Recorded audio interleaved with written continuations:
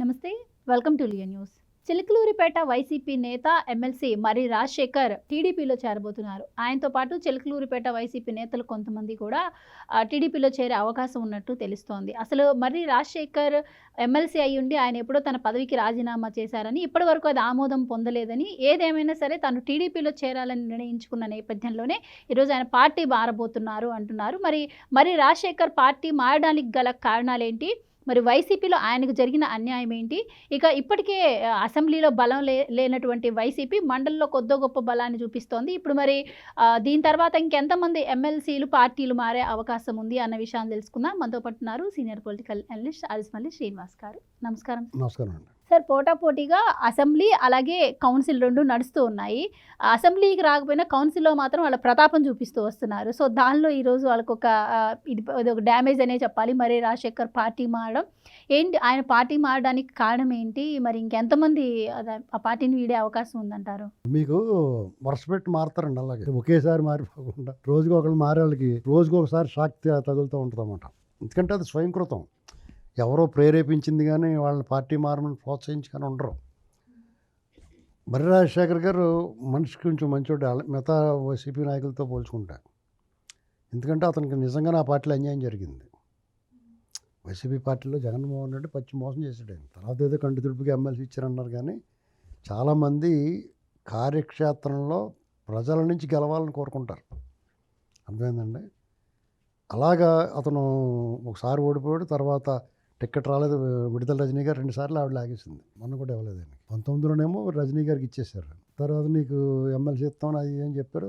Next time చూస్తూ ఉన్నారు. ఇలాగ మొత్తం మీద అతను పప్పు కాల్చి పంపించేశారు. చాలా అసంతృప్తుడు రగిలిపోతూ ఉన్నాడు. ఈ విడుదల రజనీ గారు కూడా ఇతన్ని చాలా హ్యూమిలేట్ చేసింది, ఇగ్నోర్ చేసింది ఆవిడ. పార్టీకి అన్నీ తానే నడిపించాడు, చాలా ఖర్చు పెట్టుకున్నాడు, బోళ్ళంత ఫండ్ కలెక్ట్ చేయగలిగాడు. సామాజిక వర్గం ఎఫెక్ట్ కూడా ఉంటుంది. మీకు 2019 ఎన్నికల్లో కమ్మ సామాజిక వర్గం నుంచి చాలా వరకు వైసీపీకి సపోర్ట్ చేశారు ఫైనాన్షియల్గా కూడా. ఆ విశ్వాసం లేకుండా ఆ సామాజిక వర్గం టార్గెట్ చేసి అందరి చేతి తిట్టించిపోయాడు చాలా దారుణంగా. నోరిప్తే అదే కదా. ఇందా కూడా ఆవిడ పేటీఎం కూడా అంటున్నాడు వాళ్ళ సామాజిక వర్గం బాగు చేయడానికి. సో వాట్ చేసుకుంటారా? నువ్వు చేసుకోలేదా? అలాగే అనాలి. అంతేగాని మేమేం చేసుకుంటలేదంటే వాళ్ళు అలాగే మాట్లాడతారు. అవునయ్యా అందరితో పాటు మేము ఏంటి అని చెప్పొద్దా? ఏంటండి ఇప్పుడు ఎన్నాళ్ళు డిఫెన్స్ బతిమాలుకుంటాం. పదే నువ్వు దాడి చేస్తుంటే అవును అయితే ఏంటి అని అడగాల. అంతేగాని ఊరికి అబ్బాయి అదేం లేదు మేము చాలా గొప్పవాళ్ళు మేము ముట్టుకోమంటే ఎందుకు ముట్టుకోకూడదు, ఎందుకు తీసుకోకూడదు? ఇలాగ అతనికి ఆ రకంగా కూడా అన్యాయం చేశాడు. విసిగి సరిపోయాడు. పోనీ ఈ పార్టీకైనా భవిష్యత్తు ఉందా? ఈ ముఖంలో నవ్వు ఎప్పుడైనా వస్తుందా? ఎప్పుడు ఏడిపోయినా ఇవన్నీ ఆలోచించుకుంటే బ్యాలెన్స్ లాభం లేదు, జైల్లో కూడా పోయిలో ఉన్నట్టు బాబు అనుకున్నారు. అతని తర్వాత పార్టీ నడిపించే ఒక యంత్రాంగం ఏమైనా ఉందంటే సజ్జల రామకృష్ణారెడ్డి పనికి మళ్ళీ భూకి యంత్రాంగం ఉంది. ఇటువంటిప్పుడు ఎవడన్నా ఆ పార్టీని ఎందుకుంటాడు? పడవ చిల్లు పడిపోయింది, ఆ చిల్లు పడిపోయిన దానికి ఏమైనా కొంచెం తారుపోతే పర్లేదు అనుకుంటే ఉంటారు. చిల్లు కాదని బాబు సగం 2 ముక్కలు అయిపోయిందని బాబు అన్నారు. ఇంకా చెవిలో చెప్పడానికి వచ్చి ఎవడన్నా కపాలని ఉండి ఇప్పుడు వస్తా అని చెప్పి దూకేస్తాడు ఈత కొట్టుకుని పోదామని. ఎవడన్నా ఉంటాడా? చిల్లు పడిపోయి ఆ పడవ 2 ముక్కలు అయిపోయింది దాంట్లోనే ఏంటండి. అంతే. అవతల పక్క డోర్లు లేక తీక ఆ గేట్లు తీస్తే ఎప్పుడు దూకేద్దరు చాలామంది. ఈయన ఇంకా ఉన్నాడు చాలా గొప్ప. ఇప్పుడు దాకా ఉన్న వాళ్ళు చాలా గొప్ప వాళ్ళే. అయితే సార్, ఇప్పటి వరకు ఎంపీలు కూడా కొంతమంది రాజీనామా చేయడం, కొంతమంది పార్టీలు మారడం చూసాం. ఇప్పుడు ఎమ్మెల్సీలు కూడా అదే బాటలోకి వచ్చారు. ఇక ఎమ్మెల్యేలు కూడా అదే పని చేస్తే ఇంకేంటంటారు? అసలు జగన్మోహన్ రెడ్డి గారి పరిస్థితి ఏంటి? మీకు ఆయన పరిస్థితి ఇప్పుడు మాత్రం ఏమైనా బాగుందనుకున్నారా? అతను రాజకీయంగా, మానసికంగా, సమాజపరంగా, ఆర్థికంగా కూడా దెబ్బపడబోతుంది. జైల్లో పోయింది. అది ఎన్ని సీజ్ చేస్తారు ఆస్తులు గీస్తులు. ఏ రకంగా అంటే మీరు చేసిన పాపాలు ఊరికనే పోవండి. ఇతను ఒక దోపిడీదారుడు, అవినీతి చక్రవర్తి, 1000 కోట్లు 1,00,000 కోట్లు కొల్లగొట్టేసిన బందిపోడు దొంగ. అధికారంలోకి వచ్చిన తర్వాత దండుపాళెం బ్యాచ్ని పెట్టుకుని అరాచకాలు చేశాడు. అన్నీ తెలిసినా సరే అధికారం రాకముందు అతనికి ఇన్ని అవలక్షణాలు ఉన్నా, ఇన్ని ఆరోపణలో జైల్లో ఉండి బెయిల్ మీద తిరుగుతున్నా అతను ప్రజలు గెలిపించి అతని పట్ల గౌరవాన్ని, అభిమానాన్ని, ప్రేమని చాటుకున్నారు. వాళ్ళ నాన్న మీద ఉన్నదో మరి ఏముందో. లేకపోతే వీళ్ళకి ఒక్కోసారి దూల పనులు చేస్తారు చాలామంది. ఇది అలా పోతా కుదురుగా వండుకున్నాను. దాని ప్రభావం ఫలితం చాలా తీవ్రంగా ఉంటుంది. అలాంటి పని చేశారు జనం. చూడండి, బండి మీద వెళ్తూ ఉంటారు, ఈవెన్ ఎత్తేసి వెనకాల టైర్ మీద వెళ్తూ ఉంటాడు. అదే పెద్ద టాలెంట్ అనుకోని టపార్మని పడిపోయి అడిగిపోతాడికి. అలా జరిగింది ఆంధ్ర వాళ్ళకి కూడా. ఒకసారి చూద్దాం మనది ఏం పోయింది అనుకున్నారు. తోలు తీరి బేడ మిగిలింది అందరికీ. మరి అతను నిలబెట్టుకోవద్దా? మనం బందిపూడి దొంగలం కదా, మళ్ళీ ఎందుకు ప్రేమించారా వీళ్ళు అనుకోవాలి కదా అతను. ఇప్పుడు ఎవడన్నా ఏమనుకుంటాడో, ఎవరన్నా అర్హత లేనోడికి అందరం ఎక్కిచ్చేసాడు అభిమానించి ప్రేమించి మర్యాద ఇస్తున్నారని కూడా మనకు తెలియని వాళ్ళు ఎవరన్నా ఇదేంటి మళ్ళీ ఎవరు అనుకుంటాడు ఇతను మళ్ళీ ఎంత మర్యాద ఇస్తున్నాడు, మనకు అంత సీన్ ఉందా అని మనలో ఆత్మసాక్షిగా ఒకసారి ప్రశ్నించుకోవాలి కదా. ఫోన్లో మనకి ఏమి సీన్ లేకపోయినా గౌరవిస్తున్నారని ఆ గౌరవానికి తగ్గట్టుగా మన ప్రవర్తన ఉండాలి. ప్రజలు అంత ప్రేమించి అభిమానించినప్పుడు అతను ఏం చేశాడు, కులాలకు చిచ్చెట్టాడు, మతాల మధ్య చిచ్చిపెట్టాడు, వాళ్ళు అభిమానించి దేవతల్ని అవమానించి వాళ్ళ మనోభావాలు దెబ్బతీశాడు, ప్రాంతాల మధ్య చిచ్చిపెట్టాడు, రాష్ట్ర సంపదను మొత్తం దోసేసాడు, రాష్ట్రాన్ని అంధకారంలో నెట్టేశాడు, భవిష్యత్తు అయోమయం చేసాడు, నోరిపితే నోటి మీద కొట్టాడు, గృహ నిర్బంధాలు చేశాడు. ఇవాళ లబోదీపం అన్నాడు పిల్లల్ని బాగోడం, గృహ నిర్బంధం చేశారు అది ఇది. అయినా సరే మేము వెళ్తాం, ఇక్కడ మెడికల్ కాలేజీలు కట్టారయ్యా, మెడికల్ కాలేజీలు మీరే తెచ్చారు, డబ్బులు మీరే శాంక్షన్ చేయించారు, ఆ డబ్బు ఏది కట్టలేదు కదా, మరి మిగతా డబ్బు ఏమైంది? మీ నాన్నకి 100 రూపాయలు ఇచ్చాడు, ఓ సరుకులు లిస్ట్ ఇచ్చాడు, సరుకులు లిస్ట్ తేలేదు ఇంటికి, ఆ 100 ఏది అని అడగడా? ఇల్లు అడుగుతున్నారు. అదే అది చెప్పండి ముందు. ఆ భూమి కొనడానికి ఎవరి దగ్గర ఇన్సైడర్ ట్రేడింగ్ చేసి ఎంత దొబ్బేశారు, ఆ కాంట్రాక్ట్లు ఎవరికి ఇచ్చి దొబ్బేశారు, ఇప్పుడు అది పూర్తి చేయకుండా ఆ మిగిలిన నిధులు ఏం చేశారు మీరు? అవి మాట్లాడాలి, వీళ్ళు మాట్లాడట్లేదు ప్రతినిధులు. మీరు కట్టలేదు, తేలేదు, సరిగ్గా కట్టలేదు అంటున్నారు. నువ్వు కట్టలేదు సరే, మిగతా డబ్బు ఏది పుట్రా అని చెప్పాలి కదా. కొడుకునైతే ఆడు జేబులు తడిగి చూస్తాం, సిగరెట్ ప్యాకెట్టో లేకపోతే జేబులో ఖైనీలో లేకపోతే డబ్బులో కనపడతాయి, 2 పీకి ఇంట్లో కూర్చోబెడతాం. నిన్ను ఏం చేయాలి మరి? అప్పుడు వీళ్ళు ఇన్ని మాటలు మాట్లాడుకుంటారు, ఇవన్నీ చేస్తూ ఉంటారు.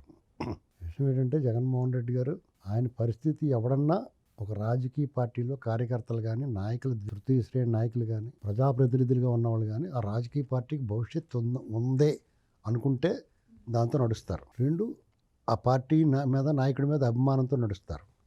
3 అవతల పార్టీ మీద ద్వేషంతో, ఆ భావజాలానికి విరుద్ధ భావజాలం ఉంటేనూ దీంతో నడుస్తారు. ఇందులో నీ పార్టీ మునిగిపోయే నామా ఆల్రెడీ 3 వంతులు మునిగిపోయింది, అది మునిగిపోయింది మామూలుగానే. కానీ ఇప్పుడు మర్రి రాజశేఖర్ పార్టీ మారడానికి ఇప్పుడు కూడా జగన్మోహన్ రెడ్డి గారు చేసిన ద్రోహమే ఇందుకు కారణం అంటున్నారు. అంటే మీకు అది రాజకీయాల్లో ఈ ద్రోహాలు, శాశ్వత శత్రుత్వం ఏం ఉండవండి. అవసరం తగ్గట్టుగా అంటే ఎవరిస్తారు. ఆయన మాట ఇస్తే నేను తప్పనంటారు. మరి విడుదల రజనీని గెలిపిస్తే మంత్రి పదవి ఇస్తాను, మంత్రిని చేస్తానని చెప్పి ఆయన హామీ కదండి, ఇచ్చారని. మాట ఇచ్చి తప్పకపోతే రాజకీయం అక్కడ అవడం, ఒపీనియన్స్ మార్చుకోకపోతే రాజకీయం అక్కడ అవడం. ఎందుకంటే ఆ అవసరాలు ఆ సమయాన్ని బట్టి మారుతాయి. దాన్ని కూడా మనం తప్పట్లేం. అతని స్వభావం అలాంటిది, క్రూర స్వభావం అంతే. అంటే ఇక్కడ ఇంకొక డౌట్ అండి, ఇప్పుడు విడుదల రజనీని గెలిపిస్తే మంత్రి పదవి ఇస్తానని ఆఫర్ చేశారని తెలుస్తుంది. మరి విడుదల రజనీ గారు గెలిచారు, మొన్న రీసెంట్గా ఆవిడ మళ్ళీ గుంటూరు మార్చారు. కనీసం అలాంటి టైంలో కూడా మరి ఈయనకి ఇవ్వకపోవడానికి రీజన్ ఏంటి? ఈక్వేషన్స్ ఏమైనా ఉన్నాయంటారా? యాక్చువల్గా మర్రి రాజశేఖర్ ఈసారి ఇవ్వలేదురా బాబు అని అనిపెట్టుకోవాలి. ఓడిపోక నేను నీకు మంచిగా ఇది కూడా చెప్తాడు, నీకు నేను మేలే చేశాను, ఓడిపోతావు, మనం అందరం పోతామని తెలిసి నీకు ఇవ్వలేదు అంటాడు కూడా. అలా కాదండి, అది మునిగిపోయిన పడవ కాదు, పడవ తిరగబడిన తర్వాత ఆ వెనకాల దాని మీద కూర్చుని ఉన్నారు వీళ్ళు. ఇంకా ఎప్పటికప్పుడు అది కొట్టుకుపోద్ది. ఇక్కడ ఆ రకంగా పార్టీ పోయింది కాబట్టి అందులో ఉండరు, ఎవరికాడు దూకేస్తారు. 2 ఏం చెప్పుకున్నాం, ఆ పార్టీ భావజాలము ఇలాంటి, ఆ భావజాలం ఏం భావజాలం ఉంది, అంత డిస్ట్రక్షన్ భావజాలం కనపడుతుంది. 3 అవతల పార్టీ మీద ద్వేషం. ఇప్పుడు ఆ అవతల పార్టీని ద్వేషించే ఏది వీళ్ళకి కనపడతలేదు. సంక్షేమం బ్రహ్మాండం చేస్తున్నారు, ఏ రకంగా స్వేచ్ఛగా పరిపాలన స్వేచ్ఛగా మాట్లాడుకునేస్తున్నారు. వాళ్ళకి అభ్యంతరాలు ఏముంటాయి? ఇంకా ఏ రకంగా వాళ్ళ మీద తిరగబడతారు వీళ్ళు? సామాజిక వర్గమా? అందులో కలగూర గంప కింద ఉంటుంది. తెలుగుదేశం పార్టీ అంటే సామాజిక న్యాయానికి పెట్టింది పేరు. ఏ రకంగా బ్లేమ్ చేస్తారు? ఇంకా అందుకని వీళ్ళు దారిలో మూసిపోయినాయి, అక్కడ కూడా గ్యాప్ లేదు వీళ్ళకి. ఇంకా అటువంటిప్పుడు ఆ పార్టీ నిలబడదు, భవిష్యత్తు లేదన్నప్పుడు ఏం చేస్తారంటే ఎవరికడ దారి చూసుకుంటారు. ఇవాళ ఒకటి చూసుకుంటే రేపు ఒకటి చూసుకుంటారు. క్యూ వెళ్తూ ఉంటుంది. ముందు ఉన్నవాడు ముందు వెళ్ళిపోతాడు, వెనకాల ఉన్నవాడు కొంచెం నెమ్మదిగానే వెళ్ళిపోతాడు కదా. ఆఖరికి ఆ పార్టీలో ఎవరు మిగులుతారంటే ఎటు వెళ్ళటానికి లేకుండా ఉంటారు కొంతమంది, వాళ్ళు మిగులుతారు. ఓటర్లు కానీ నాయకులు కానీ ఎవరైనా సరే మొత్తం మీద మిగులుతారు. ఏ కాంగ్రెస్ పార్టీ యాక్టివేట్ అయిందనుకోండి, వాళ్ళు కూడా అందులో పోతారు. అది పరిస్థితి. కాబట్టి మీరు ఇవాళ రాజశేఖర్ గారు అయితే ఇంకో రేపొద్దున బొత్స సత్యనారాయణ గారు వెళ్ళిపోవచ్చు. ఏం చెప్తాం? ఆల్రెడీ ఆ ఊహాగానాలు కూడా పెద్ద దడేలు మరి బాంబులాగా. రీసెంట్ గా మొన్న మీకు షర్మిల గారిని ఈ రాజకీయ ఫిరాయింపులు ఎలా ఉంటాయంటే, ఒకప్పుడైతే షాక్ అనుకునేవారు, వాళ్ళకి షాక్ తగిలింది, వీళ్ళకి జలక్ తగిలింది అనేవారు. ఇప్పుడు అలవాటైపోయింది, ఎవరికైనా పెద్ద పట్టించుకోవట్లేదు. మీకు నేను ఒక ఉదాహరణ చెప్తాను. తెలంగాణ ఉద్యమం తీవ్రంగా ఉన్నప్పుడు 2014 తర్వాత తెలంగాణ ఉద్యమం తీవ్రత అయిన తర్వాత రాష్ట్ర విభజన అయిందా, 2014 ఎలక్షన్ జరిగింది కదా, అప్పుడు టీడీపీకి 15 మంది ఎమ్మెల్యేలు అంతా గెలిచారు. అందులోంచి వాళ్ళు పొద్దున్న చంద్రబాబు గారితో మాట్లాడి, పార్టీ ఆఫీస్ కాడ మాట్లాడి, నేను చచ్చే వరకు కూడా ఈ పార్టీలో ఉంటాను, ఈ జెండా కప్పుకుని చేస్తాను అనేవారు. కాసేపటికి ఆ క్లిప్పింగ్, ఆ వార్త కనపడేదా, ఒక 5 నిమిషాల తర్వాత స్క్రోలింగ్ వచ్చేది, టీఆర్ఎస్ జెండా కప్పుకున్న పలానా ఎమ్మెల్యే గారు అని. అంటే ఒక టీడీపీ నుంచే కాదు, టీడీపీ నుంచి ఎక్కువ వెళ్ళారు అలాగా, కాంగ్రెస్ నుంచి, అలాగే మొన్న టీఆర్ఎస్ నుంచి కూడా కాంగ్రెస్ గెలవగానే అసలు ఎలా కౌంటింగ్ అవుతుండగానే ఒకటి వచ్చేసాడు. ఏంటండి ఇది, మీకు సర్వసాధారణం అయిపోయింది, అపహాస్యం అయిపోయిందండి. ప్రజాస్వామ్యం కానీ ఎన్నికల వ్యవస్థ ఈ ప్రజాప్రతినిధులు అందరూ కూడా వాళ్ళు ఆలోచించుకోవాలి. ఇది ప్రజల్లో మన చులకన భావం వస్తుంది మన మీద, చాలా తేలిక భావం. ప్రజాస్వామ్యం మీద, పార్లమెంటరీ ప్రజాస్వామ్యం మీద ప్రజలకి విముఖత కలిగిందనుకోండి, నేపాల్లో ఏం జరిగింది అదే జరుగుద్ది. ఎందుకంటే మనకి కొన్ని వ్యవస్థల మీద మనం నమ్మకం ఉండాలి. భగవంతుడి మీద విశ్వాసం ఉంటే పాపాలు చేయకుండా ఉంటాం.